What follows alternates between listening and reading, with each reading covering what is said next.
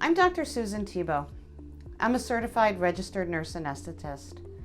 I have over 15 years of patient monitoring experience, in particular airway and respiratory monitoring.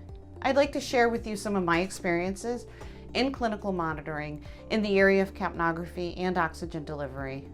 So sometimes people ask me, Sue, why does the sampling line matter? So if you have a tool that you are using at the bedside that can detect very early compromise, don't you want to make sure that you're using that tool accurately? So a key to obtaining accurate capnography values doesn't necessarily lie with the monitor itself. It really relies on your sampling line, right? What is attached to the patient? And it's this disposable device that may seem so innocuous, but there really are differences in all of the products that are out on the market.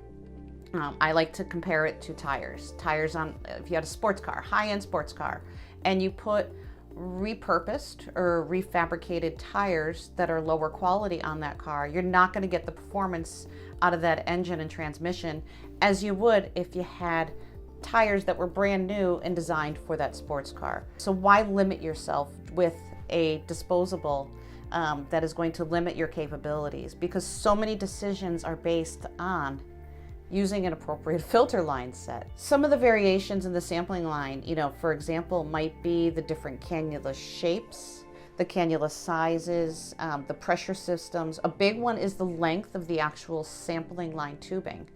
Something that is way too long, you're going to have a delay in the patient's exhaling and that gas getting to your monitor. Filters. Certain filters can get clogged. Certain filters don't have viral particulate filters in them. Some of them retain moisture, and that would impede your samples, and even just the materials themselves.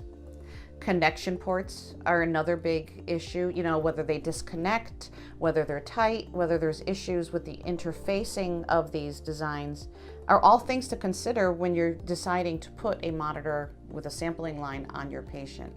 Because all of these not only affect the capnography readings, but they also affect the oxygen delivery. Oxygen is a drug, and just like all drugs, we have a dose response curve. And when you give a tablet or an injection, you know that you are administering 2, 4, or 6 milligrams of said drug. If you have a patient on a nasal cannula that's delivering 4 liters of oxygen, and the patient is breathing through their mouth, do you know that they're actually receiving what you intend to receive?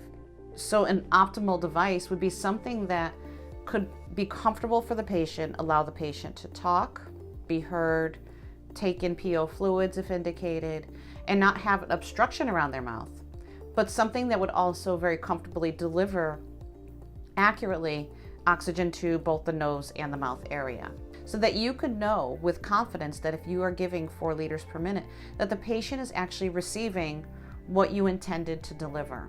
I don't want to second guess the quality of my readings. I don't have time for that. And I think a lot of us are facing, time production pressure, and we want technology we can count on. We want technology to work for us and not the other way around.